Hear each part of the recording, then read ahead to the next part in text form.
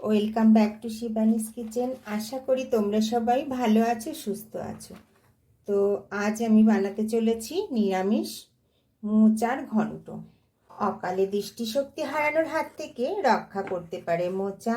ত্বক ও চুল ভালো রাখে। মোচাতে রয়েছে প্রচুর পরিমাণে আয়রন, আয়োডিন আর ক্যালসিয়াম, যেটা দাঁতের পক্ষেও খুব ভালো। তো প্রথমে মোচাটা কেটে নেব।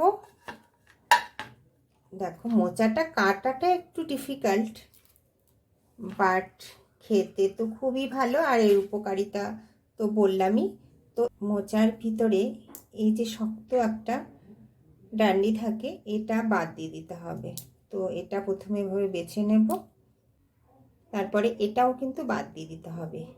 যে এই যে সামনে উপরে যে একটা শক্ত খোলসের মতো থাকে, এটা বাদ দিয়ে একসঙ্গে এভাবে ধরে যেভাবে শাক কাটা হয় ঠিক সেইভাবে কুচি করে নিতে হবে। এই যে দেখো, এভাবে একসঙ্গে ধরে, আমি ছুরি দিয়ে কাটছি, তোমরা চাইলে বটি দিয়েও কেটে নিতে পারো।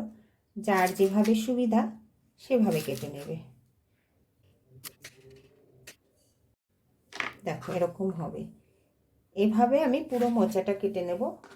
তবে কেটে কিন্তু জলের মধ্যে রাখতে হবে, না হলে কালো হয়ে যাবে। এই যে আমি এখানে জল নিয়ে নিয়েছি, জলের মধ্যে দিয়ে দেব 1 চামচ নুন আর হাফ চামচের মতো হলুদ, যাতে মোচাটা কালো না হয়ে যায়। তো এভাবে আমি বাদ বাকি মোচাটা কেটে নিচ্ছি। অনেকটাই ছাড়িয়ে নিয়েছি। এবার ভিতরের যে এই অংশটা থাকে না, এটা আর ছাড়ানোর দরকার নেই, কেননা এটা পুরোটাই খুবই কচি। তো এটা দেখো এভাবে কুচি কুচি করে কেটে দিয়ে দিলেই হবে। এভাবে প্রথমে রিং রিং করে কেটে তারপরে আবার এভাবে কুচি করে কেটে দেবে। তো মোচার মধ্যে আলু দেব।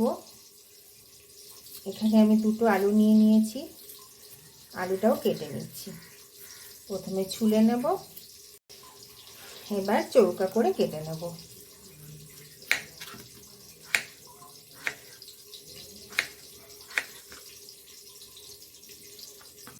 গ্যাস জ্বালিয়ে মোচাটা একটু ভাপিয়ে নেব।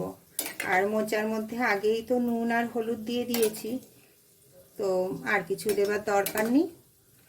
একটুখানি ভাপিয়ে নেব। তো ফুটে উঠেছে, আর বেশি ভাপানোর দরকার নেই। এবার জলটা ঝেড়ে নেব। কড়াই প্রায় গরম হয়ে গেছে। এবার দিয়ে দেব সর্ষের তেল। 3 চামচের মতো সর্ষের তেল দিয়ে দিচ্ছি। আর দেব 2টো তেজপাতা, একটা শুকনো লঙ্কা আর সামান্য একটু সাদা জিরে। মশলাটা একটু ভাজা ভাজা হয়ে গেছে।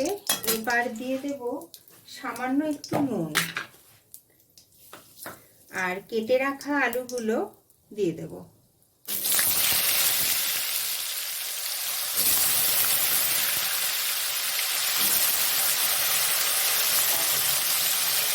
আলুটা একটু ভাজা করে নেব। তো একবারে আলুর মধ্যে আমি একটা পাকা টমেটো, হাফ ইঞ্চির মতো আদা বাটা, হাফ চামচ কাশ্মীরি লঙ্কার গুঁড়ো, হাফ চামচ ধনের গুঁড়ো, হাফ চামচ জিরের গুঁড়ো আর 1 চামচের মতো চিনি দিয়েছি। এবার ভালো করে কষিয়ে নিলাম। আর এই যে কাঁচা লঙ্কা দেখতে পাচ্ছি, 4-5টা কাঁচা লঙ্কাও দিয়েছি। তো কষানো হয়ে গেছে। এবার যে মোচাটা সিদ্ধ করে রেখেছি, এই দেখো এই মোচাটা এর মধ্যে দিয়ে দেবো। ভালো করে মিশিয়ে নেব। গ্যাসের ফ্লেমটা মিডিয়াম টু হাইয়ে রেখে এভাবে আমি রান্না করে নেব 5 থেকে 10 মিনিটের মতো। মাঝে মাঝে কিন্তু নেড়ে দিতে হবে। তো 5 মিনিট ধরে রান্না করে নিয়েছি, প্রায় হয়ে এসছে মোচা। এবার দিয়ে দেব সামান্য একটু ভাজা জিরের গুঁড়ো আর একটু গরম মশলার গুঁড়ো। ভালো করে মিশিয়ে আবার নেড়ে নেব।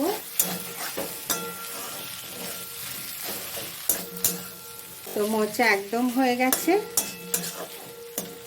গ্যাসের ফ্লেম বন্ধ করে দিচ্ছি। পুষ্টিগুণে ভরপুর নিরামিষ মোচার ঘন্ট একদম রেডি। দুপুরবেলা গরম গরম ভাতের সঙ্গে একদম জমে যাবে। তো বন্ধুরা, আমার মোচার ঘন্ট রান্নার রেসিপি যদি তোমাদের ভালো লেগে থাকে তো লাইক, শেয়ার অ্যান্ড কমেন্টস করে জানাতে ভুলো না কিন্তু। ধন্যবাদ।